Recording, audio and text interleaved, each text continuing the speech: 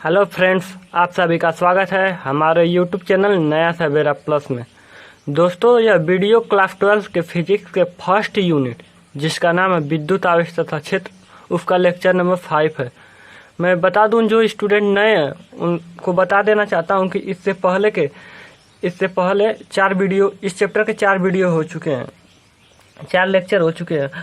यदि उन्होंने उन चारों लेक्चर को नहीं देखा है तो मैं उनसे निवेदन करना चाहूँगा कि वो पहले जा करके उन चारों लेक्चर को देखें, उसके बाद इस लेक्चर को देखें ताकि उनको अच्छे से समझ में आ जाए। मैं उन चारों लेक्चर का लिंक इस वीडियो के डिस्क्रिप्शन में डाल दूँगा, अब वहाँ से आप लोग जाकर देख सकते हैं। तो चलिए आज की वीडियो स्टार्ट करते हैं। दोस्तों, वीडियो स्टार्ट करने से पहले मैंने आप लोगों को कल के वीडियो में एक न्यूमेरिकल दिया था जिसको कहा था कि आप लोग उसका आंसर कमेंट में दीजिएगा।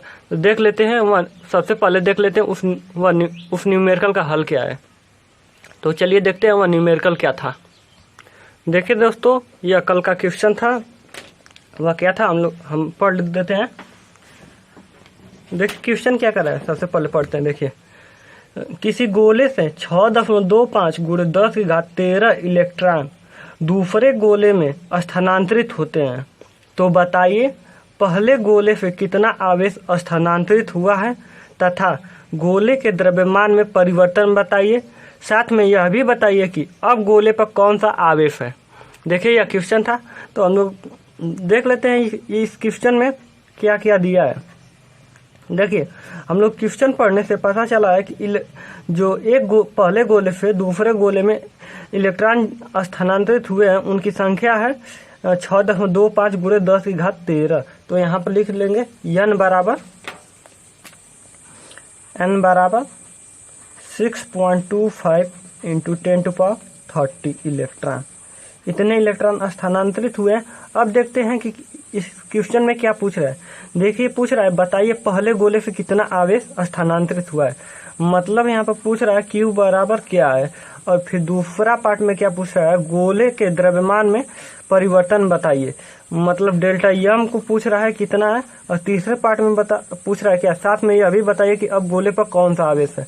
देखिए इसका आंसर तो यहीं से मिल गया कि देखिए इतने इलेक्ट्रॉन बाहर निकल रहे हैं, इस पहले गोले से बाहर निकल रहे हैं और दूसरे में जा रहे हैं। तो हम लोगों को पता है कि जब इलेक्ट्रॉन किसी वस्तु से निकलता है, किसी भी वस्तु से निकलता है, तो उस पर सदैव धन आवेश आता है, क्योंकि उस वस्तु में इलेक्ट्रॉनों की संख्या में कमी होती है। तो यह जो पार्ट है, यह पूछ रहा है कि अब गोले पर कौन सा आवेश है। तो इसका आंसर हो जाएगा लिख देते हैं यहाँ पर, स्थानांतरित इलेक्ट्रॉन के, ये पार्ट 3 का आंसर है। ठीक है, इलेक्ट्रॉन के स्थानांतरित होने के बाद पहले गोले पर धन आवेश होगा, क्योंकि इलेक्ट्रॉनों की संख्या में उसमें कमी हुई है, धन आवेश होगा। यह तो तीसरे वाले पार्ट का आंसर हो गया। अब हम लोगों को यह पहला पार्ट और दूसरे पार्ट का आंसर निकालना है। देखिए दोस्तों, अब Q और डेल्टा M का मान निकालने के लिए हम लोग क्या करेंगे। देखिए, हम लोग जानते हैं कि Q और N में संबंध क्या होता है। यहाँ पे पहला पार्ट का आंसर अब निकलेगा। देखिए, हम लोग जानते हैं Q बराबर N × E होता है। यह आवेशों की क्वांटिटी करंट से आया है, आप लोगों ने जरूर पढ़ा होगा अगर इससे पहले की पूरी वीडियो देखे हुए हैं तो। देखिए, जहाँ पर E का मान होता है, E बराबर होता है 1.6 × 10⁻⁻19 कूलाम होता है, और E को मूल आवेश कहते हैं। तो यहाँ से हम लोगों को N पता ही है, क्वेश्चन ने दे रखा है, और E यहाँ से पता हो गया। हम लोग जानते थे E का मान कितना होता है, तो यहाँ पर Q का मान निकल जाएगा, मान रख देंगे। तो देखिए 6.25 × 10⁻13 और गुणे 1.6 × 10⁻⁻19। देखिए, अब 6.25 और 1.6 का गुणा करेंगे तो आपका आएगा 10, और यह क्या होगा 10 की घात, और घाते जो है जुड़ जाएंगे आपस में, -13। देखिए 10 × 10 की घात यहाँ पर हो जाएगा 13 में से 19, मतलब 19 में से 13 घटेगा -6 आ जाएगा। अब देखिए या इसकी भी एक घात लिख सकते हैं, तो यहाँ से इसका निकल के आएगा 10 की घात -5 कूलाम Q बराबर। या फिर यहाँ से लिख सकते हैं Q बराबर 1 माइक्रो कूलम, क्योंकि हम लोग 10 माइक्रो कूलम, क्योंकि जानते हैं 10 की घात 6 -6 को कहते हैं 1 माइक्रो कूलम, तो इसीलिए 10 यहाँ पे है और यह 1 माइक्रो कूलम के बराबर हो जाएगा। तो इस तरह से 10 माइक्रो कूलम लिख सकते हैं, या फिर इसी को लिख सकते 10 की घात -5 कूलम हो जाएगा। आपका आंसर यह हो गया। उम्मीद करता हूँ कि आपको यह समझ में आ गया होगा। एक बार फिर से देख लीजिए। देखिए इसमें यह क्वेश्चन में क्या कह रहा था, क्वेश्चन में क्या क्या पूछा था। देखिए इसमें पहले बोला था कि पहले गोले से इतने इलेक्ट्रॉन दूसरे गोले में जा रहे हैं, और फिर पूछा था कि पहले गोले पर आवेश कितना, पहले गोले से कितने आवेश स्थानांतरित हुए। फिर पूछा है पहले गोले से के द्रव्यमान में कितना परिवर्तन हुआ है, और फिर पूछा था कि पहले गोले पर स्थानांतरित होने के बाद आवेश की आवेश कौन सा होगा, मतलब धन आवेश होगा कि ऋण आवेश होगा।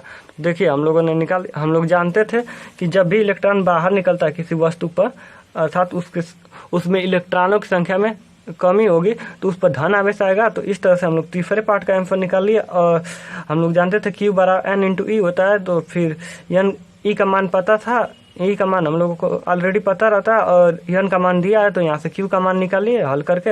अब देखिए दूसरे पार्ट को देखते हैं। दूसरा पार्ट का देखिए, दूसरे पार्ट में पूछ रहा है डेल्टा एम।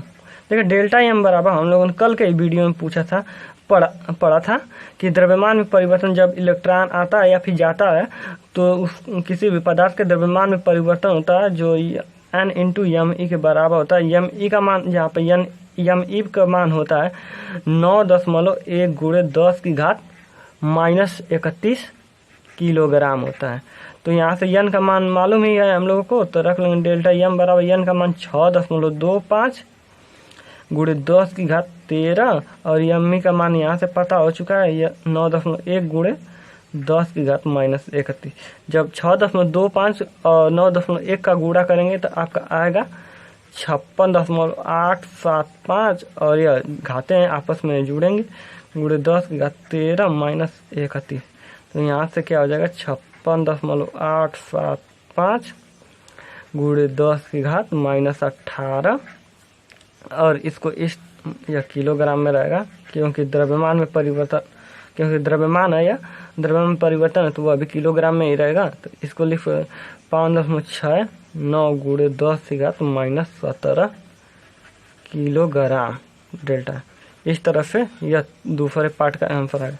इस तरह से यह पूरा न्यूमेरिकल सॉल्व हो गया। उम्मीद करता हूँ कि आपको यह पूरा न्यूमेरिकल समझ में आ गया होगा।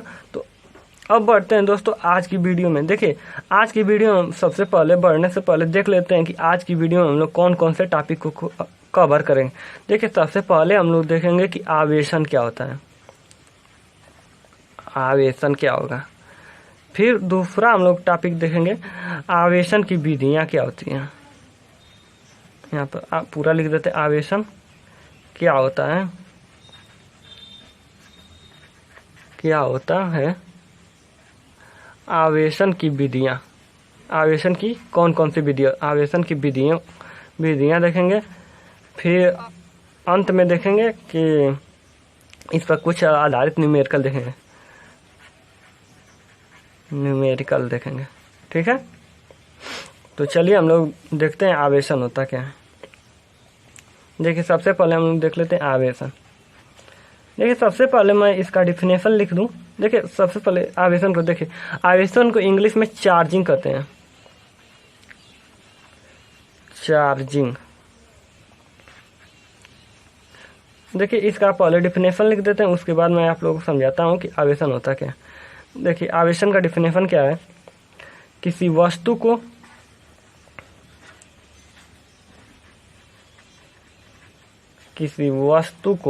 आवेश देने की प्रक्रिया को आवेशन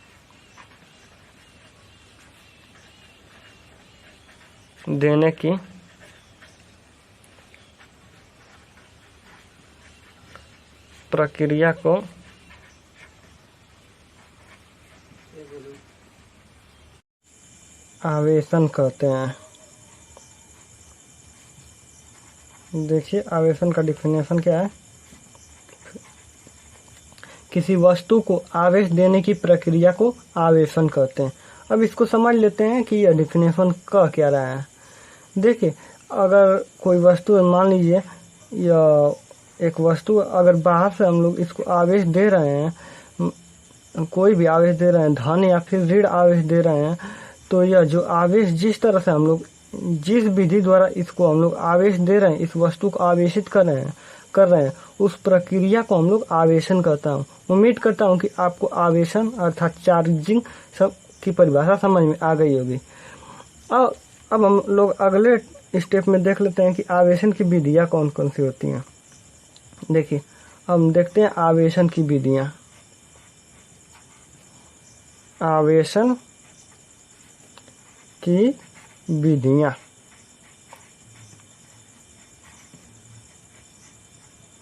इसको इंग्लिश में कहते हैं मेथड ऑफ चार्जिंग,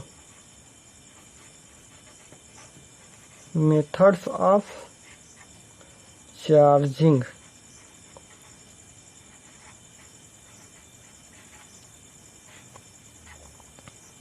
देखिए, आवेशन की मुख्य रूप है 3 विधियां हैं। पहला है घर्षण विधि, दूसरा है चालन विधि और तीसरा है प्रेरण विधि। इन विधियों को हम लोग 2 तरीके से बांटते हैं। वह देखते हैं कौन कौन से तरीके हैं, तो चलिए देखते हैं। देखिए दोस्तों, यहाँ पर आवेशन की विधि को हम लोग 2 तरीके से बांट सकते हैं। पहला हम लोग बांट सकते हैं, देखिए किस तरीके से हम लोग बांट सकते हैं।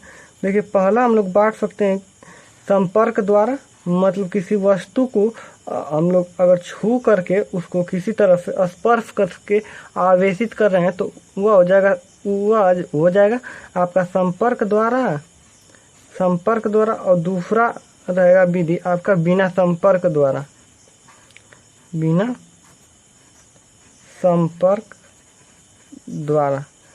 देखिए, अब संपर्क द्वारा में 2 विधियां हैं। वह कौन कौन सी है? पहला है आपका घर्षण विधि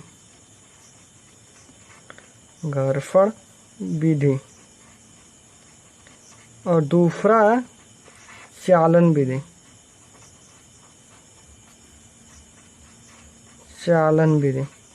और बिना संपर्क द्वारा हम लोग बिना स्पर्श किए अगर किसी वस्तु को आवेशित कर रहे हैं तो उसमें कौन सी विधि आती है? यह तीसरा विधि है आपका प्रेरण विधि। तो हम लोग किसी भी वस्तु को, देखिए यह है प्रेरण विधि, हम लोग किसी भी वस्तु को अगर आवेशित करना होगा तो हम लोग इन्हीं तीनों विधियों के द्वारा किसी भी वस्तु को आवेशित करते हैं। वह विधि है पहला घर्षण द्वारा और चालन द्वारा। इसमें क्या करेंगे, हम वस्तुओं को स्पर्श करेंगे या फिर किसी न किसी तरह संपर्क करें, उसको स्पर्श करेंगे, उसके द्वारा हम लोग उस वस्तु को आवेशित करेंगे। और तीसरा जो है प्रेरण विधि, इसमें क्या करेंगे, हम लोग वस्तु को बिना स्पर्श किए ही उस वस्तु को आवेशित करेंगे। तो एक एक करके इन विधियों को देख लेते हैं कि यह विधियाँ क्या हैं, किस प्रकार से हम लोग वस्तु को आवेशित करेंगे। तो देखते हैं, सबसे पहले हम लोग घर्षण विधि डाल लेते हैं हेडिंग। पहला घर्षण विधि।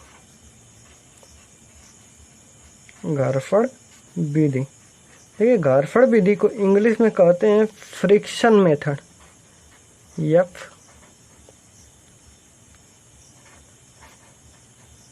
Friction method.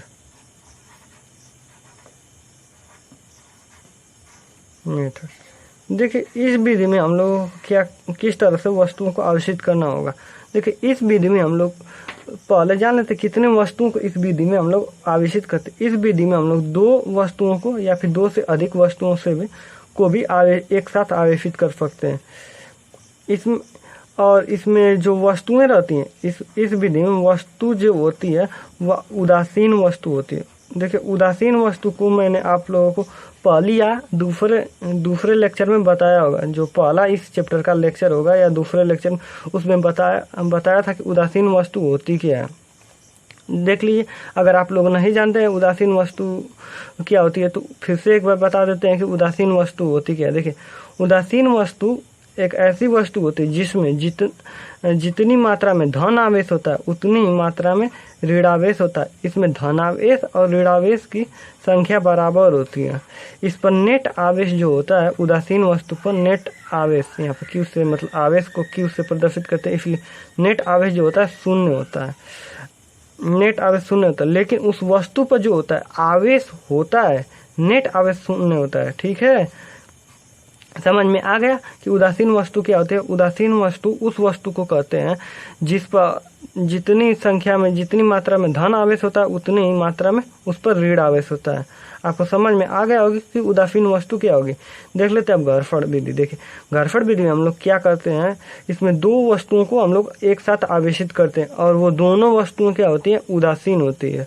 उदासीन का मतलब क्या होता है, उस पर जितना धन है उतना ही ऋण होता है। देखिए इसमें हम लोग उस वस्तुओं को आवेशित कैसे करते हैं। देखिए मान लीजिए यहाँ पर एक वस्तु ए है और दूसरी वस्तु बी है। इन दोनों पर ये दोनों वस्तुएं उदासीन है, अर्थात नेट क्यू दोनों पर शून्य है। इन दोनों वस्तुओं पर हम लोगों को आवेश लाना है। तो इसके लिए हम लोग क्या करते हैं, इसके लिए जब वस्तुएं उदासीन रहती हैं तो हम लोग घरफड़ विधि अप्लाई करते हैं। इसमें क्या करते हैं, दोनों वस्तुओं को आपस में रगड़ते हैं। देखिए इन दोनों वस्तुओं को आपस में इस तरह से रगड़ देते हैं, रगड़ते हैं, यहाँ पर लिख देते हैं रगड़ते हैं। देखिए हम लोग जानते हैं कि जब दो वस्तुओं को हम लोग आपस में रगड़ते हैं तो एक वस्तु से इलेक्ट्रॉन बाहर निकलता है और दूसरे वस्तु में वह इलेक्ट्रॉन जाता है। मान लीजिए यहाँ से जब हम इन ए और बी वस्तुओं को आपस में रगड़े हैं तो ए से इलेक्ट्रॉन बाहर निकला है। क्या हुआ है, ए से इलेक्ट्रॉन बाहर निकला है और बी में के अंदर गया है। और हम लोग ये अभी जानते हैं जिस वस्तु से इलेक्ट्रॉन बाहर निकलता है वह धन आवेशित हो जाती है और जिस वस्तु के अंदर इलेक्ट्रॉन आता है वह ऋण आवेशित होती है। क्योंकि जब इलेक्ट्रॉन बाहर निकलता है तो उस वस्तु में इलेक्ट्रॉन की संख्या में कमी हो जाती है और इलेक्ट्रॉन पर ऋण आवेश होता है। जब इलेक्ट्रॉन की संख्या में कमी आ जाती है तो धन आवेश की मात्रा बढ़ जाती है। तो उस कारण से उस वस्तु पर धन आवेश हो जाता है और जब ऋण आवेश किसी वस्तु में आता है तो उसमें निगेटिव चिन्ह मतलब ऋण आवेश ज़्यादा हो जाता है। इसी कारण से उस पर ऋण आवेश आ जाता है। तो आपको यहाँ तक समझ में आ गया होगा कि जब हम दो वस्तुओं को आपस में रगड़ते हैं तो एक वस्तु से इलेक्ट्रॉन निकलता है और दूसरी वस्तु में जाता है। तो इस प्रकार से एक वस्तु धन आवेशित हो जाती है और दूसरी वस्तु ऋण आवेशित हो जाती है। इस प्रकार से दोनों वस्तुएं आवेशित हो जाती हैं। तो घरफड़ विधि द्वारा हम लोग कैसे किसी वस्तु को आवेशित करते हैं। देखिए घरफड़ विधि द्वारा क्या करते हैं, घरफड़ विधि में सबसे पहले हम दो उदासीन वस्तुओं को लेते हैं और उन दोनों वस्तुओं को आपस में जब रगड़ते हैं तो एक वस्तु से इलेक्ट्रॉन बाहर निकलता है और दूसरे वस्तु के अंदर जाता है। जिस वस्तु से इलेक्ट्रॉन बाहर निकलता है वह धन आवेशित हो जाती है और जिस वस्तु के अंदर जाता है वह ऋण आवेशित हो जाती है। इस प्रकार से दोनों वस्तुएं आवेशित हो जाती हैं। देखिए अब घरफड़ विधि में हम लोग घरफड़ विधि द्वारा एक निष्कर्ष निकलता है, यहाँ पर जो नोट पॉइंट में हम लोग डाल देते हैं। देखिए घरफड़ विधि में यह निष्कर्ष निकलता है कि जब वस्तुएं दोनों आवेशित हो जाती हैं, देखिए यहाँ पर जब इसमें से इलेक्ट्रॉन निकल गया और इसमें गया तो यह धन आवेशित हो गया और ऋण आवेशित हो गया।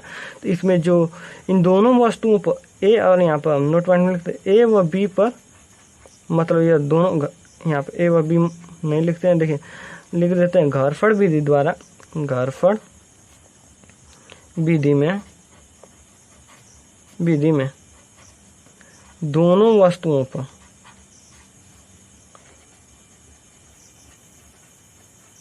यह नहीं है कुछ भी, दोनों वस्तुओं पर बराबर मात्रा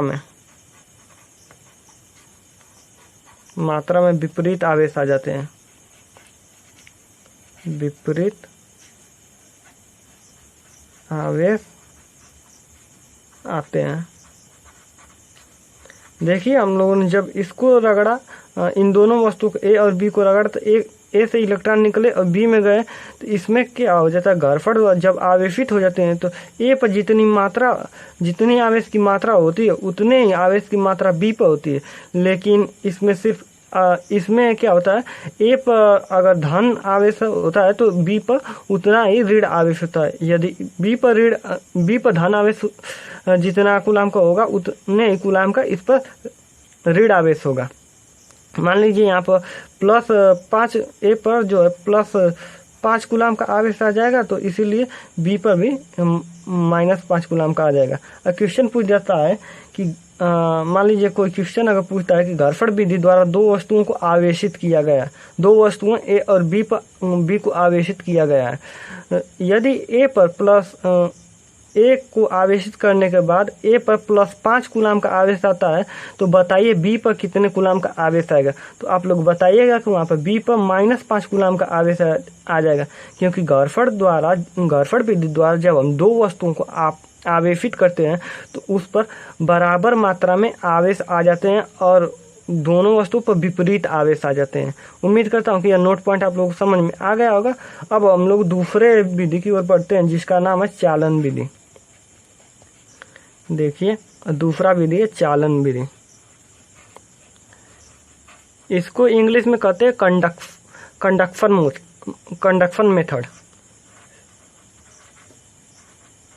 कंडक्शन मेथड।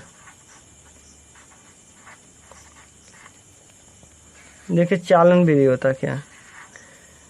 देखिए, सबसे पहले हम लोग जानते हैं इस विधि द्वारा किस प्रकार की वस्तुओं को आवेशित करते हैं। देखिए, चालन विधि द्वारा हम लोग एक आवेशित वस्तु रहती है। देखिए, इसमें हम लोग सबसे पहले एक अनावेशित मतलब जिस पर आवेश है ही नहीं, अनावेशित वस्तु को आवेशित करते हैं। अनावेशित वस्तु को आवेशित करते हैं। किस तरीके से करते हैं वह अभी हम लोग देखेंगे इस विधि में किस आवेशित करते हैं। इसमें हम लोग अनावेशित वस्तु को करते हैं, और गॉरफर्ड विधि में हम लोग दो उदासीन वस्तुओं को आवेशित करते हैं। इसमें हम लोग अनावेशित वस्तु को, जिस पर आवेश ही नहीं है, उसको हम लोग आवेशित करते हैं।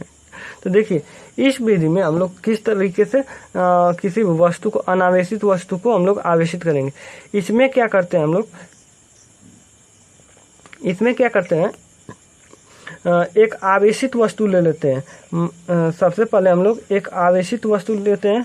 इस विधि को समझ लीजिए अच्छी तरीके से, क्योंकि इससे जो निष्कर्ष निकलता है वह बहुत ही इम्पोर्टेंट है। देखिए, इसमें क्या करते हैं, एक वस्तु ले लेते हैं, एक आवेशित वस्तु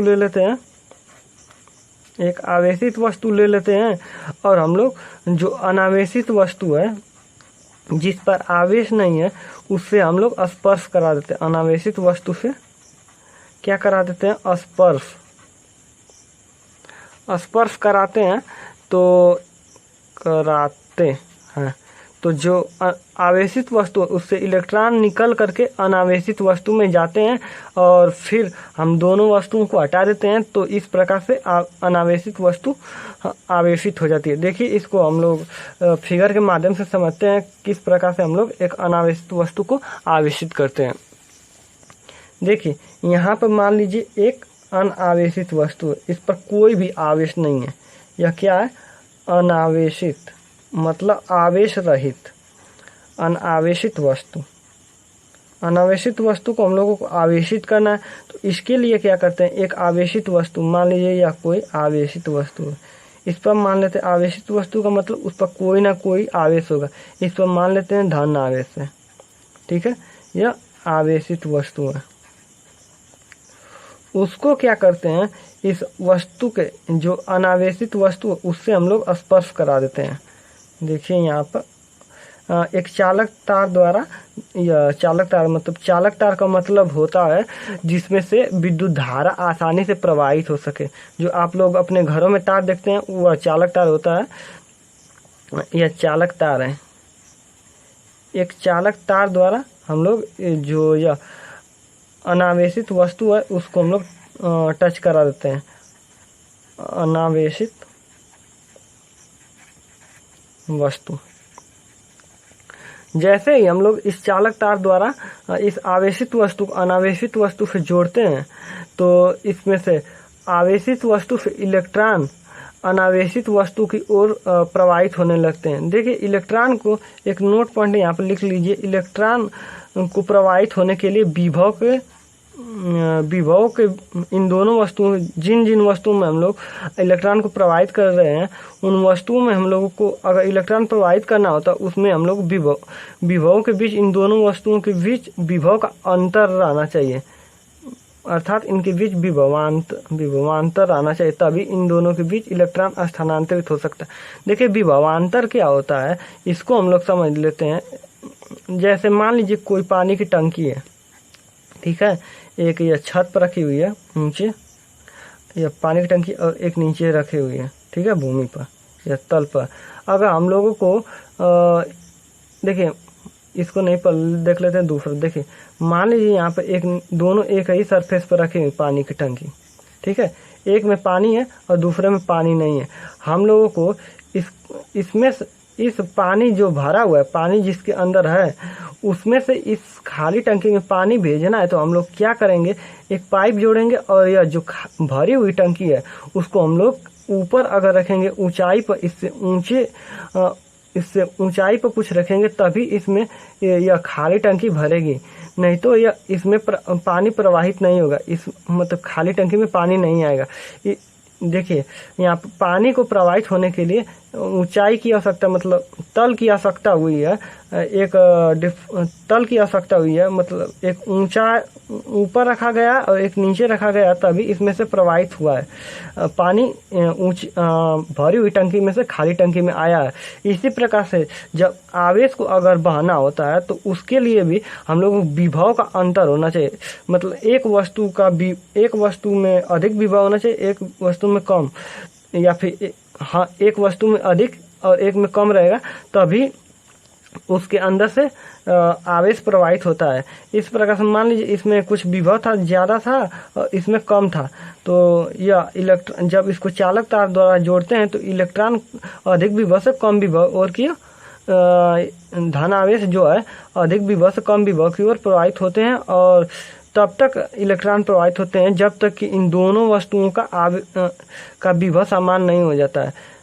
विभव समान नहीं हो जाता है। जब विभव समान हो जाते हैं तो इलेक्ट्रॉन प्रवाहित होने बंद हो जाते हैं। जैसे जब इन दोनों टंकियों का तल बराबर हो जाएगा, तो जब इन दोनों टंकियों का तल अगर बराबर हो जाता है तो इनमें से जल प्रवाहित नहीं होता। उसी प्रकार से जब इन दोनों वस्तुओं का विभव बराबर हो जाता है तो इसमें से आवेश प्रवाहित नहीं होते हैं। तो देखिए हम लोग क्या पढ़ रहे थे, चालन विधि। जब हम दोनों वस्तुओं को, एक धनावेशित वस्तु को लाते हैं या फिर कोई भी आवेशित वस्तु को लाते हैं और उसे चालक तार द्वारा जो अनावेशित वस्तु से है उसे हम जोड़ देते हैं, तो इसमें से आवेशित वस्तु से जो आवेश है वह अनावेशित वस्तु में प्रवाहित होने लगते हैं, और वह तब तक प्रवाहित होते हैं, जो आवेश है तब तक प्रवाहित होते हैं जब तक इन दोनों का विभव बराबर नहीं हो जाता। जब इन दोनों का विभव बराबर हो जाता है तो आवेश प्रवाहित होने बंद हो जाते हैं। फिर हम लोग क्या करते हैं, यह जो तार है उसको हटा देते हैं और यह इस वस्तु पर भी आवेश आ जाता है।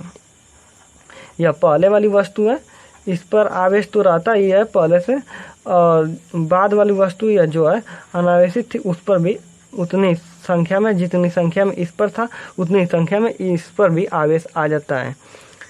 तो उम्मीद करता हूँ कि आपको चालन विधि समझ में आ गई होगी। देखिए चालन विधि होता क्या है, देखिए चालन विधि में हम लोग क्या करते हैं, एक इसमें सबसे पहले तो हम लोग किस प्रकार की वस्तु को आवेशित करते हैं। देखिए चालन विधि में हम लोग एक अनावेशित का मतलब जिस पर आवेश नहीं है उस वस्तु को हम लोगों को आवेशित करना होता है। उसके लिए हम लोग क्या करते हैं, एक आवेशित वस्तु को यहाँ पे है, देखिए एक आवेशित वस्तु को लेकर आते हैं और उसे अनावेशित वस्तु से एक चालक तार द्वारा जोड़ देते हैं। जैसे हम चालक तार द्वारा जोड़ते हैं, यह जो आवेशित वस्तु है उसमें से आवेश अनावेशित वस्तु की ओर प्रवाहित होने लगते हैं, और यह आवेश तब तक प्रवाहित होते हैं जब तक कि दोनों का विभव बराबर नहीं हो जाता। अगर आप लोगों को विभव नहीं समझ में आया हो तो कोई बात नहीं है, इसे आप लोग ज़्यादा इस पर ध्यान नहीं दीजिएगा, क्योंकि जो अगला चैप्टर है वह विभव से ही है, तो उसमें हम बता देंगे कि आप उसको हम तो उस वीडियो में जो अगला चैप्टर है उसमें हम आपको बताएंगे कि विभव क्या होता है। तो आप लोग विभव को लेकर घबराइएगा नहीं, बस यहाँ पर समझ लीजिए कि चालन विधि है क्या। देखिए इसमें क्या करते हैं, जैसे ही हम चालक तार द्वारा जोड़ते हैं तो आवेश प्रवाहित होते हैं। आवेश इस अनावेशित वस्तु में प्रवाहित होते हैं और तब तक प्रवाहित होते हैं जब तक कि इन दोनों वस्तुओं का विभव बराबर नहीं हो जाता। जब इन दोनों वस्तुओं का विभव बराबर हो जाता है तो आवेश प्रवाहित होना बंद हो जाते हैं, और फिर हम लोग क्या करते हैं, यह चालक तार को हटा देते हैं तो इन दोनों वस्तुओं पर आवेश आ जाता है और दोनों वस्तुएं आवेशित हो जाती है। इस प्रकार से हम लोग चालन विधि द्वारा आवेशित करते हैं। देखिए, अब चालन विधि से हम लोग एक निष्कर्ष निकालते हैं जो बहुत ही इंपॉर्टेंट है और जिसका यूज न्यूमेरिकल में बहुत बार होता है। देखिए, वह निष्कर्ष क्या है, जब हम दोनों वस्तुओं को स्पर्श कराते हैं देखिए, इससे निष्कर्ष निकलता है, अगर कोई आवेशित वस्तु है और अनावेशित वस्तु है, या फिर दोनों अगर आवेशित वस्तु हैं और उनमें विभवों का अंतर है, ठीक है। अगर देखिए मैंने क्या बोला, अगर एक आवेशित वस्तु और दूसरी अनावेशित वस्तु का मतलब होता है जिस पर आवेश है ही नहीं। और फिर मैंने बोला एक आवेशित वस्तु और दूसरे भी आवेशित वस्तु है, इन दोनों में से कोई भी हो सकता है। और उन दोनों वस्तुओं को, मान लीजिए दोनों आवेशित वस्तु हैं, ठीक है। मान लीजिए एक ए वस्तु है और दूसरी बी वस्तु है। ए पर है क्यू आवेश प्लस Q1 आवेश और बी पर है प्लस Q2 आवेश। जब इन दोनों वस्तुओं को हम लोग आपस में स्पर्श कराते हैं, एक दूसरे से चिपकाते हैं या फिर एक चालक तार द्वारा जोड़ देते हैं, तो इन दोनों वस्तुओं पर आवेश की मात्रा जो होती है बराबर हो जाती है। और कितनी वह मात्रा हो जाती है उसको देख लीजिए, यही इम्पोर्टेंट, वह जो आवेश की मात्रा होती है इन दोनों वस्तुओं पर आवेश जो है उन दोनों का योगफल के बटे 2 हो जाता है। मतलब इन दोनों का जितना आवेश है उतना उन दोनों आवेशों को जोड़ देते हैं और 2 से भाग कर देंगे, तो प्रत्येक वस्तु पर आवेश पता चल जाता है कि कितना कितना आवेश है। हमने देखिए इस पॉइंट को फिर से समझ लीजिए। देखिए, कोई 2 वस्तुएं हैं, जिस एक वस्तु ए पर मान लीजिए आवेश प्लस Q1 है और दूसरे पर प्लस Q2 है। और हम लोगों ने फिर क्या किया, इन दोनों वस्तुओं को एक चालक तार द्वारा जोड़ दिया। जैसे हम इन दोनों वस्तुओं को एक चालक तार द्वारा जोड़ देते हैं, तो इन दोनों वस्तुओं पर जो आवेश होता है स्थानांतरित होने लगता है, एक वस्तु से दूसरे वस्तु में जाने लगता है।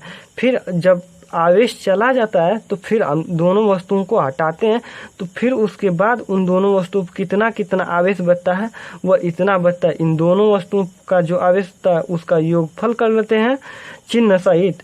कि इस देखिए यहाँ पर चिन्ह सहित का मतलब है, अगर इस पर धन आवेश है तो उसको धन आवेश लगेंगे, अगर यहाँ पर ऋण आवेश होता तो यहाँ पर माइनस लेते, लेकिन यहाँ पर प्लस है इसलिए प्लस लिया। और फिर उन दोनों आवेशों को जोड़ करके 2 से भाग कर देते हैं, तो पता चल जाता है कि ए पर कितना है और बी पर कितना है। देखिए, जब हम लोगों ने इन दोनों वस्तुओं को चालक तार द्वारा जोड़ करके इन दोनों वस्तुओं को अलग अलग कर दिए, तो उस पर आवेश ए पर अब जो आवेश आएगा वह इतना ही होगा, Q1 प्लस Q2/2 हो जाएगा, और बी पर भी इतना ही होगा।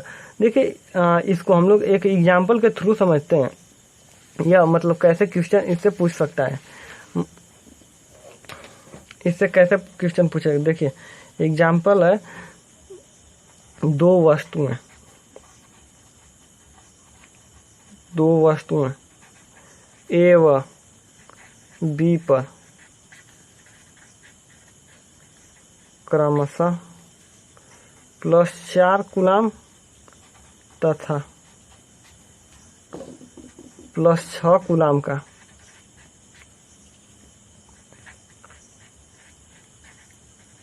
आवेश है।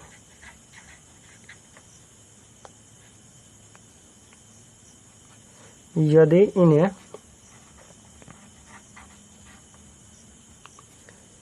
इन्हें आपस में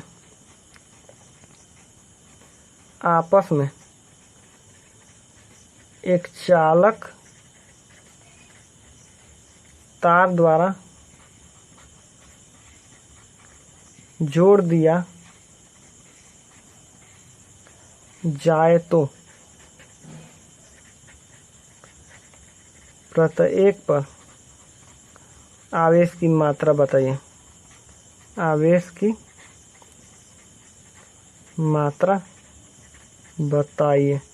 देखिए इस तरह से इस पर क्वेश्चन आते हैं। वह क्वेश्चन क्या है, 2 वस्तुएं ए व बी पर क्रमशः +4 कूलाम, जो ए पर आवेश है +4 कूलाम का है और बी पर जो आवेश है +6 कूलाम का है। फिर कह रहा है कि यदि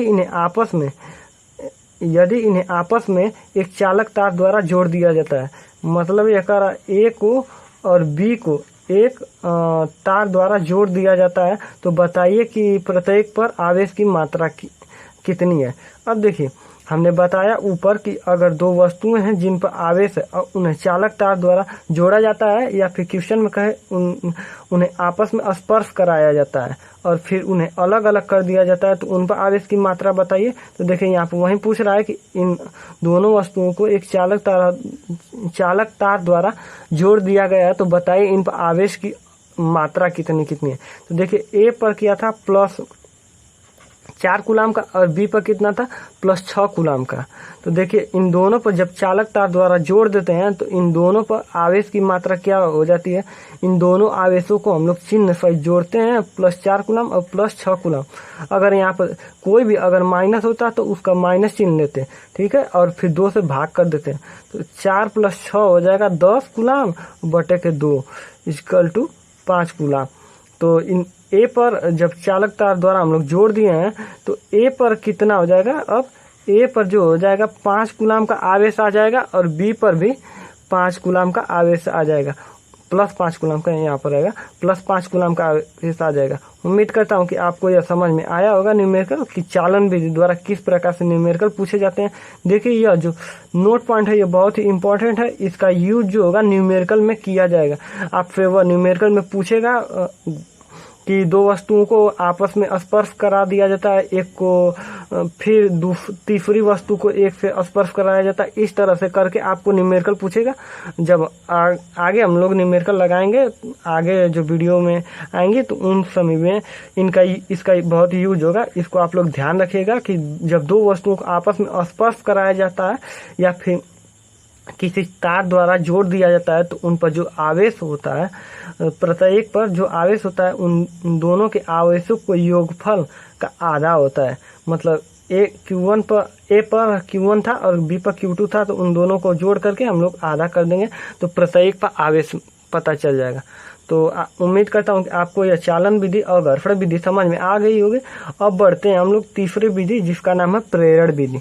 तो चलिए देखते हैं प्रेरण विधि। दोस्तों अब देखते हैं प्रेरण विधि। देखिए प्रेरण विधि को इंग्लिश में कहते हैं इंडक्शन मेथड। इंडक्शन मेथड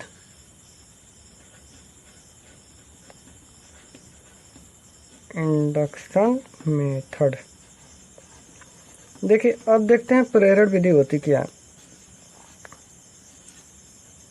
देखिए यह जो विधि है हम लोगों ने पहले देख लिया था कि इसमें हम लोग क्या करेंगे, किसी भी वस्तु को बिना छुए ही आवेशित करेंगे। इससे पहले हम लोगों ने दो विधियों को देखा, एक था घर्षण विधि और चालन विधि। वो दोनों विधियाँ क्या थी, उन दोनों विधियों में हम लोग जिस वस्तु को आवेशित करना था उन दोनों को हम लोग किसी न किसी तरह से स्पर्श कर रहे थे। अब इस विधि में हम लोग देखेंगे कि किसी भी वस्तु को बिना स्पर्श किए किस प्रकार से आवेशित करते हैं। तो देख लेते हैं पहले प्रेरण। देखिए इसमें हम लोग सबसे पहले देख लेते हैं कि अगर कोई एक वस्तु है, सबसे इसमें पहला पॉइंट बना रहे हैं, अगर कोई एक वस्तु उसे हम लोगों को आवेशित करना है तो किस प्रकार से आवेशित करेंगे। एक वस्तु है, ठीक है, उसको आवेशित करना है तो किस प्रकार। सबसे पहले देख लेते इसमें किस प्रकार की वस्तु रहेगी, उसको किस प्रकार से हम लोग उसको आवेशित करना होगा। देखिए इसमें जो वस्तु रहेगी वह उदासीन वस्तु रहेगी। कैसी वस्तु रहेगी, उदासीन वस्तु रहेगी। देख घर्षण में भी उदासीन वस्तु थी, फिर चालन में एक आवेश रहित वस्तु थी और जो प्रेरण में है वह भी उदासीन ही वस्तु है। तो इसमें सबसे पहले हम लोग पॉइंट देख लेते, अगर एक अकेली वस्तु है, ठीक है, अगर एक अकेली वस्तु है तो उसको हम लोग कैसे बिना स्पर्श किए हुए आवेशित करते हैं। देखिए इसमें सबसे पहला स्टेप रहता है जो उदासीन वस्तु है जिसे आवेशित करना, उसको हम लोग क्या करते हैं, अचालक स्टैंड पर। अचालक मतलब लकड़ी का या फिर प्लास्टिक का किसी भी एक अचालक स्टैंड पर हम लोग रख लेते हैं। देखिए यह एक उदासीन वस्तु है जिसे हम लोग आवेशित करना। उदासीन वस्तु का मतलब क्या होता है, इसके अंदर जितने प्लस है उतने ही माइनस है। मान लीजिए इसमें एक प्लस और एक माइनस है, ठीक है, इसके अंदर एक प्लस है और एक माइनस है। तो सबसे पहले हम जिस वस्तु को आवेशित करना होता है प्रेरण विधि द्वारा, उसको क्या करते हैं, एक अचालक स्टैंड पर। यह एक अचालक स्टैंड है, यह जो हम बना दे रहे हैं यह अचालक स्टैंड है। मान लीजिए लकड़ी का है, किसी भी चीज़ का है, अचालक स्टैंड, इसको लिख दे रहे हैं अचालक स्टैंड। सबसे पहले हम लोग क्या करते हैं, जिस उदासीन वस्तु को प्रेरण विधि द्वारा आवेशित करना होता है उसको हम एक अचालक स्टैंड पर रखते हैं। फिर दूसरे स्टेप में क्या करते हैं, ये स्टेप फर्स्ट था, फिर दूसरे स्टेप में क्या करते हैं, स्टेप सेकेंड, दूसरे स्टेप में हम लोग करते हैं क्या, इसके समीप जो यह उदासीन वस्तु है अचालक स्टैंड पर रखने के बाद हम बार बार इसमें प्लस माइनस नहीं बनाएंगे, आप लोग समझ जाइएगा कि यह एक उदासीन वस्तु है और यह अचालक स्टैंड है। इसके समीप कोई भी एक आवेशित छड़ लेकर आते हैं। मान लीजिए यहाँ पे एक हम लोग धन आवेशित छड़ लेकर आते हैं, ठीक है, इस पर प्लस चार्ज है,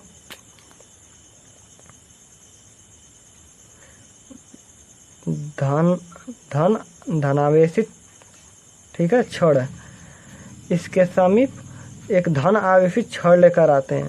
देखिए जैसे ही हम लोग छड़ लेकर आते हैं तो हम लोग जानते हैं कि जो प्लस प्लस, देखिए इसके अंदर क्या है, माइनस और प्लस है, तो हम लोग जानते हैं कि जो प्लस प्लस होते हैं, जब दो प्लस आपस एक दूसरे के समीप आते हैं तो वो एक दूसरे से प्रतिकर्षित होते हैं, मतलब दूर जाते हैं। तो इसके अंदर से जो यह वस्तु है, अच्छा उदासीन वस्तु, उसके अंदर से क्या होगा, जो प्लस होगा दूर भागेगा और माइनस जो होगा इसके समीप आएगा।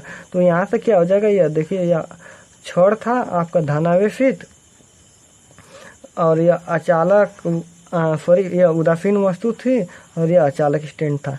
तो इसके अंदर से क्या होगा, यह जो माइनस वाला भाग होगा यह इधर आ जाएगा। देखिए यह ऐसा नहीं है कि यह इधर ही माइनस ही है, यह इधर भी हो सकता है, कहीं भी यह माइनस रहेगा, ठीक है, बस यह इसी तरह यहाँ लिख दिए हैं, पर लेकिन आप मत समझिएगा कि माइनस इधर है तो इधर ही आएगा। तो यह देखिए यह प्लस क्या करेगा, इसके अंदर जितने भी माइनस होंगे अपनी तरफ खींचेगा। तो यह इसके अंदर एक हमने बनाया था सिर्फ, और भी माइनस हो सकते हैं, एक और बना देते हैं, मान लीजिए इधर प्लस है और इधर माइनस, तो एक और माइनस को इधर अपनी तरफ खींच लेगा। इस साइड जिस साइड हम लोगों ने धनावेशित छड़ को रखा और प्लस जो होंगे इसके दूसरे तरफ भाग जाएंगे, क्योंकि यह प्रतिकर्षित कर गया, यह छड़ का जो धन आवेश है वह गोले के अंदर जो धन आवेश होंगे उसको प्रतिकर्षित करेगा। तो यह जो धन आवेश होगा इसके दूसरे तरफ चले जाएगा और जो ऋण आवेश होगा इसके प्लस की ओर आकर्षित हो जाएगा। अब तीसरे स्टेप में हम लोग क्या करेंगे, जो यह गोला है मतलब उदासीन वस्तु है उसको हम लोग भू संपर्कित करेंगे, मतलब अर्थिंग दे देंगे। आप लोग देते हैं घरों में अर्थिंग, उसको अर्थिंग दे देंगे। देखिए ये अर्थिंग का सिंबल होता है, इसको कहते हैं भू संपर्कित कर देते हैं। और यह छड़ यहाँ पर रहता ही है, इसको छड़ इसी तरह रहेगा, ठीक है, प्लस और इधर माइनस रहेगा, इधर माइनस है इधर प्लस रहेगा। देखिए जैसे ही हम लोग भू संपर्कित करते हैं, मतलब अर्थिंग एक चालक तार द्वारा पृथ्वी में जोड़ देते हैं इस गोले को, तो इसके अंदर से पृथ्वी के अंदर से जो होता है इलेक्ट्रॉन मतलब माइनस चार्ज इस गोले के अंदर प्रवाहित होते हैं। तो जैसे ही इसके अंदर माइनस आता है तो इसमें माइनस की मात्रा मतलब ऋण की मात्रा बढ़ जाती है और प्लस की मात्रा सिर्फ मान लीजिए इसमें 2 ही है तो 2 ही रह जाता है। तो इस प्रकार से इसके अंदर जो होता है माइनस का मात्रा बढ़ जाता है। मान लीजिए इसके अंदर 2 अंदर से इलेक्ट्रॉन आ गए, तो यहाँ पर ऑलरेडी 2 थे और 2 आ गए और यह सिर्फ प्लस धन का सिर्फ 2 ही रह गया। तो और यह इधर छड़ था, इसको पूरा बना देना है। देखिए भू संपर्कित मतलब पृथ्वी से जैसे इसको जोड़ते हैं तो अंदर से इलेक्ट्रॉन आते हैं और इसमें ऋण आवेश की मात्रा बढ़ जाती है तो और धन आवेश की मात्रा उतने के उतने ही रहती है, तो इस पर ऋण आवेश की मात्रा बढ़ जाती है। फिर उसके बाद हम लोग क्या करते हैं, स्टेप ये थर्ड ले लीजिए। जैसे ही हम लोग भू संपर्कित इस गोले को कर दी और गोले जब भू संपर्कित कर देते हैं तो उसके बाद इसमें से इलेक्ट्रॉन पृथ्वी से इलेक्ट्रॉन इस गोले के अंदर आते हैं और ऋण आवेश की मात्रा बढ़ जाती है। फिर उसके बाद हम लोग क्या करते हैं, यह जो भू संपर्कित किए थे उसको हटा देते हैं, मतलब उस तार को इससे छुड़ा देते हैं। फिर अब चौथे, फिर उसके बाद क्या करते हैं, यह जो छड़ थी इसको, यह धनावेशी छड़, उसको भी हटा देते हैं और इस प्रकार से इसके अंदर ऋण की मात्रा अधिक हो जाती है और यह वस्तु जो होती है ऋण आवेशित हो जाती है। इस तरह से हम लोग ऋण दिखा देते हैं, क्योंकि इसमें प्लस की मात्रा कम है तो प्लस को नहीं दिखा देते हैं। तो इस प्रकार से यह वस्तु ऋण आवेशित हो जाती है। फिर से इसको समझ लीजिए। प्रेरण द्वारा हम लोग क्या करते हैं, प्रेरण विधि में देखिए, प्रेरण विधि को सबसे पहले इंग्लिश में इंडक्शन मेथड कहते हैं। प्रेरण विधि में हम लोग क्या करते हैं, किसी भी वस्तु को बिना स्पर्श किए, बिना छुए उसको हम लोगों को आवेशित करना होता है। और उसमें प्रेरण विधि में हम किस प्रकार की वस्तु को आवेशित करते हैं, उदासीन वस्तु को आवेशित करते हैं। और उसमें हम लोग यदि एक वस्तु को, अगर अकेली कोई वस्तु है उसको आवेशित करना होता है तो उसके लिए यह सब स्टेप होते हैं। सबसे पहले हम लोग क्या करते हैं, जो उदासीन वस्तु है जिसको हम लोगों को आवेशित करना, उसको हम लोग एक अचालक स्टैंड पर रख लेते हैं। फिर दूसरे स्टेप में क्या करते हैं, उसके समीप कोई धनावेशित छड़ लेकर आते हैं, उसके समीप लेकर आते हैं, उससे टच नहीं कराते हैं। यहाँ पर ध्यान दीजिएगा, उसके समीप सिर्फ मान लीजिए यहाँ पे मान लीजिए यह गोला है और यह छड़ है, तो उसके समीप लेकर आते हैं, इस तरह टच नहीं कराते हैं। आप लोग देख रहे हैं, इस तरह टच नहीं कराते हैं, इससे दूर ही रखते हैं। तो जैसे ही हम लोग इसके समीप लेकर आते हैं धन आवेशित, या फिर आप लोगों की अगर इच्छा होगी तो ऋण आवेशित भी लेकर आ सकते हैं। यहाँ पे मैंने धन आवेशित लिया है। अगर ऋण आवेशित लेकर आएंगे तो यहाँ पे सिर्फ क्या होगा, या जो ऋण हो जाएगा यहाँ पे, और ऋण यहाँ पे वो अंदर के गोले के अंदर से जो धन होगा उसको आकर्षित करेगा और जो माइनस चिन्ह होगा उसको प्रतिकर्षित करेगा। तो यहाँ पे हम धनावेशित लिए हैं छड़, तो यह ऋण को अपनी तरफ आकर्षित करेगा और प्लस को प्रतिकर्षित करेगा। तो प्रतिकर्षित किया, फिर उसके बाद दूसरे स्टेप में, सॉरी तीसरा या चौथा, तीसरे स्टेप में क्या करते हैं, जो गोला रहता है जब हम छड़ लेकर आ जाते हैं उसके बाद हम लोग इस गोले को एक चालक तार द्वारा भू संपर्कित मतलब अर्थिंग दे देते हैं। तो अर्थिंग जैसे ही देते हैं तो वह पृथ्वी से इलेक्ट्रॉन निकल करके गोले के अंदर आ जाते हैं। फिर गोले के अंदर आ जाते हैं जैसे ही, तो उसके गोले के अंदर ऋण आवेश की मात्रा बढ़ जाती है। और जैसे ही ऋण आवेश की मात्रा बढ़ती है हम फिर भू संपर्कित मतलब अर्थिंग को हटा देते हैं। फिर उसके बाद अर्थिंग को पहले हटा देते हैं, फिर उसके बाद में धनावेशित छड़ को हटा देते हैं। इस प्रकार से वस्तु आवेशित हो जाती है। उम्मीद करता हूँ कि यह प्रेरण विधि समझ में आ गई होगी जब हम लोगों को एक वस्तु को आवेशित करना होता है। अब देखते हैं दूसरा, इसमें अगर दो वस्तुओं को आवेशित करना होगा, दो उदासीन वस्तु को, तो उसको कैसे आवेशित करेंगे। देखिए, दो उदासीन वस्तुएं, ठीक है, उसको सबसे पहले हम लोग क्या करते हैं, उन दोनों वस्तुओं को अचालक स्टैंड पर रख लेते हैं। हम बार बार नहीं इसमें प्लस माइनस बनाएंगे, आप लोग समझ जाइएगा कि यह उदासीन वस्तु है। देखिए, यह दोनों वस्तुएं, उन दोनों वस्तुओं को हम लोग अचालक स्टैंड पर रख देते हैं। फिर उसके बाद सेकेंड स्टेप, या फर्स्ट स्टेप था या सेकेंड स्टेप, इन दोनों वस्तुओं को आपस में टच करा देते हैं। इन दोनों वस्तुओं को आपस में टच करा देते हैं दूसरे स्टेप में, और उसके समीप कोई भी आवेशित वह छड़ लेकर आते हैं। मान लीजिए यहाँ पर फिर से मैंने धन छड़ को ही लेकर आए। जैसे इसमें से हम लोग धन छड़ को लेकर आते हैं इसके समीप, तो इस गोले के अंदर जितने भी धन होंगे और इस गोले के अंदर जितने भी धन होंगे वह प्रतिकर्षण, इस छड़ के प्रतिकर्षण के कारण इस दूसरे वाला इधर जो गोला था दूर वाला इस छड़ से उसमें चले जाते हैं। और इसके अंदर से जितने भी ऋण आवेश होंगे और इसके अंदर से जितने भी ऋण आवेश होंगे आकर्षण के कारण इस गोले के अंदर चले आते हैं। फिर तीसरे स्टेप में क्या करते हैं, इन दोनों गोलों को एक दूसरे से अलग अलग कर देते हैं।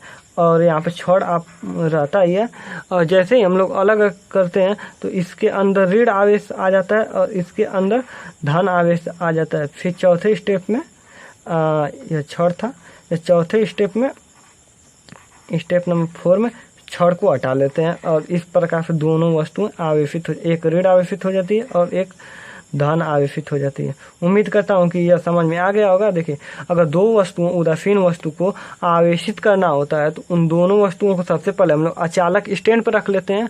फिर उन दोनों वस्तुओं को आपस में चिपकाते हैं और उसके समीप कोई भी आवेशित छड़, आपकी इच्छा है तो धन लीजिए, आपकी इच्छा है तो ऋण लीजिए, उससे कोई अंतर नहीं पड़ेगा।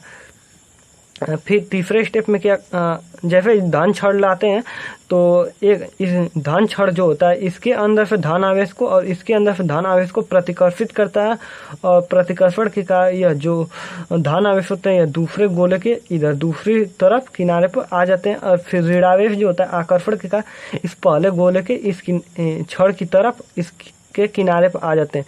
फिर तीसरे स्टेप में क्या करते हैं, इन दोनों गोलों को अलग कर देते हैं, तो एक आवेश इसके अंदर ऋण आवेश आ जाता है क्योंकि यह आकर्षित करता है ऋण आवेश को, और प्रतिकर्षण के कारण इसके अंदर प्लस रह जाते हैं तो यह धनावेशित हो जाता है। फिर चौथे स्टेप में हम लोग छड़ को हटा लेते हैं और इस प्रकार से यह धनावेशित हो जाता है और यह वस्तु ऋण आवेशित हो जाती है। इस प्रकार से प्रेरण द्वारा हम लोग वस्तुओं को आवेशित करते हैं। आप उम्मीद करता हूँ कि आपको पूरा समझ में आ गया होगा। एक बार पुनः हम देख लेते हैं कि हम देख लेते हैं पूरे जो आप अभी तक हमने पढ़ा है उसको फिर से रिवीजन कर लेते हैं। तो देखिए हम लोगों ने अभी तक क्या पढ़ाया है। देखिए दोस्तों, सबसे पहले हम लोगों ने पढ़ा कि आवेशन क्या होता है, उसकी परिभाषा देखा। देखिए आवेशन का मतलब होता है किसी भी वस्तु हम लोग आवेश दे रहे हैं उसे ही हम लोग आवेशन कहते हैं। फिर हमने देखा आवेशन की विधियाँ कितनी होती हैं, किस तरह से मतलब आवेशन होता है।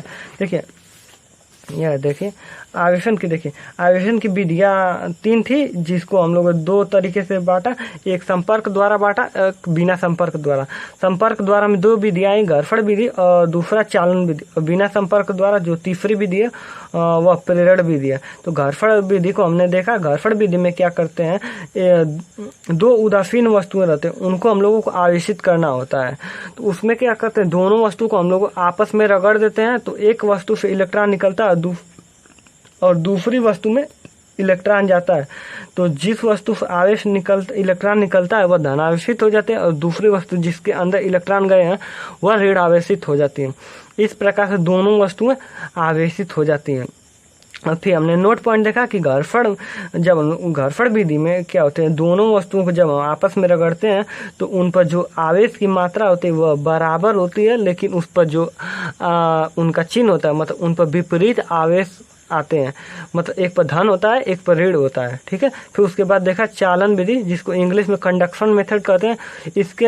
इसके अंतर्गत हम लोग किस प्रकार की वस्तु को आवेशित करते हैं, जिस पर आवेश नहीं होता उससे ही हम लोग आवेशित करते हैं। इसमें हम लोग कैसे आवेशित करते हैं, इसके लिए हम लोग एक आवेशित वस्तु, अगर आपकी इच्छा है प्लस धन आवेशित लीजिए या अगर आपकी इच्छा है ऋण आवेशित लीजिए। आपकी इच्छा के ऊपर डिपेंड करता है कि आप किस प्रकार की आवेशित वस्तु को लेते हैं। तो इसमें क्या करते हैं, एक आवेशित वस्तु लेते हैं और उसको एक चालक तार द्वारा अनावेशित वस्तु से जोड़ देते हैं। जैसे ही हम लोग चालक तार द्वारा इस आवेशित वस्तु को अनावेशित वस्तु से जोड़ते हैं तो आवेश जो होते हैं अनावेशित वस्तु की ओर प्रवाहित होने लगते हैं, और आवेश तब तक प्रवाहित होते हैं जब तक कि दोनों का विभव बराबर नहीं होता, अर्थात विभवांतर शून्य नहीं हो जाता है। फिर जब विभवांतर उन दोनों के बीच बराबर हो जाता है तो हम लोग तार को हटा देते हैं और दोनों वस्तुओं पर बराबर आवेश आ जाते हैं, और जो अनावेशित वस्तु थी वह आवेशित हो जाती है। फिर उसके बाद हम नोट पॉइंट देखा कि जब किसी वस्तु को 2 वस्तुओं को हम लोग चालक तार द्वारा जोड़ देते हैं तो उन पर जो आवेश होता है वह बराबर बढ़ जाता है, और उन दोनों का आवेश का अगर हम लोग आधा कर देते हैं तो जोड़ करके आधा कर देते हैं तो वहीं उसकी मात्रा होती है। फिर हम लोगों ने उस पर एग्जाम्पल किया जो यहाँ पर था। आप लोगों ने, उम्मीद करता हूँ कि यह एग्जाम्पल आपको समझ में आया होगा। फिर उसके बाद हम लोगों ने देखा प्रेरण विधि। प्रेरण विधि में क्या था कि हम लोग प्रेरण विधि में किसी भी वस्तु को बिना छुए ही, बिना स्पर्श किए ही उसको आवेशित करना होता है, और इसमें जो वस्तु रहती है वह उदासीन रहती है। फिर हमने उसमें देखा कि अगर एक वस्तु है उसको आवेशित करना है तो उसके लिए हम लोग कैसे उसको आवेशित करेंगे। तो सबसे पहले हम लोग उस वस्तु को अचालक स्टैंड पर रखते हैं, फिर उसके समीप एक धनावेशित छड़ लाते हैं। जैसे छड़ लाते हैं, अगर धनावेशित है तो वह धन को प्रतिकर्षित कर देता है और ऋण को अपनी ओर आकर्षित करता है। तो ऋण छड़ रखे हैं उधर गोले के सिरे पर आ जाता है और ऋण उसके विपरीत साइड चला जाता है। फिर तीसरे स्टेप में क्या करते हैं, जो गोला है उसको हम लोग एक तार द्वारा भू संपर्कित करते हैं। जैसे भू संपर्कित करते हैं पृथ्वी से इलेक्ट्रॉन गोले के अंदर आता है और ऋण आवेश की मात्रा बढ़ जाती है। फिर उसके बाद चौथे स्टेप में हम लोग क्या करते हैं, जो भू संपर्कित किए थे उसको हटा देते हैं उस तार को। फिर उसके बाद जो छड़ थी उसको बाद में हटाते हैं और फिर उसके बाद वस्तु जो होती है आवेशित हो जाती है। अगर दो वस्तुओं को इसी विधि द्वारा, प्रेरण विधि द्वारा आवेशित करना होता है तो उसको सबसे पहले क्या करते हैं, उन दोनों उदासीन वस्तुओं को अचालक स्टैंड पर रख लेते हैं। फिर उन दूसरे स्टेप में उन दोनों वस्तुओं को आपस में चिपकाते हैं। फिर एक चालक एक आवेशित छड़ लाते हैं। जैसे ही छड़ लाते हैं, यहाँ पर हम धनावेशित लाया था, धनावेशित जैसे ही लाते हैं इसके अंदर से ऋणावेश और इसके अंदर से ऋणावेश को अपनी ओर आकर्षित करता है और जो धन आवेशित होता है इसके अंदर से और इसके अंदर से प्रतिकर्षण के कारण इस दूसरे गोले में आ जाते हैं। फिर तीसरे स्टेप में क्या करते हैं, इन दोनों वस्तुओं को अलग अलग कर देते हैं। तो अलग अलग करके फिर छड़ को हटा लेते हैं तो एक वस्तु आवेशित हो एक वस्तु धन आवेशित हो जाती है और एक वस्तु ऋण आवेशित हो जाती है। इस प्रकार से प्रेरण द्वारा हम दो वस्तुओं को आवेशित करता हूँ। उम्मीद करता हूँ कि आपको यह पूरा विधियाँ जो आवेशन की वह समझ में आ गया होगा। तो अब आप लोग नोट इसका ले लीजिए। देखिए यह पहला पेज है, इसका स्क्रीनशॉट ले लीजिए।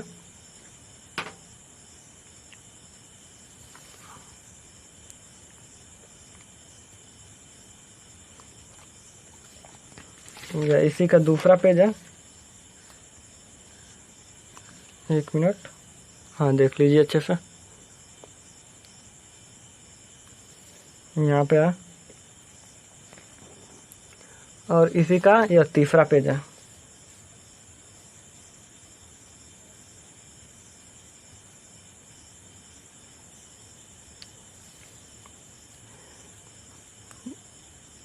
एक बात मैं आप लोगों को बता देना चाहता हूँ, यह जो आवेशन की विधियाँ हैं सिर्फ आप लोग इसको समझ लीजिए, यह एग्जाम में नहीं पूछा जाता, लेकिन इसके जो निष्कर्ष होते हैं वह बहुत ही इम्पोर्टेंट है।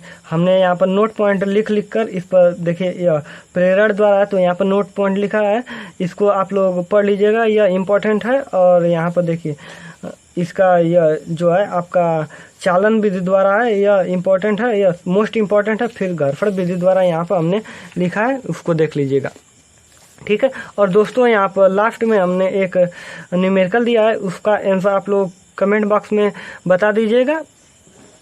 और एक ज़रूरी बात, अगर आप लोग चैनल पर नए हैं तो चैनल को सब्सक्राइब कीजिए तथा वीडियो को लाइक और शेयर कीजिए। तो मिलते हैं दोस्तों अगली वीडियो में। आज के लिए जय हिंद।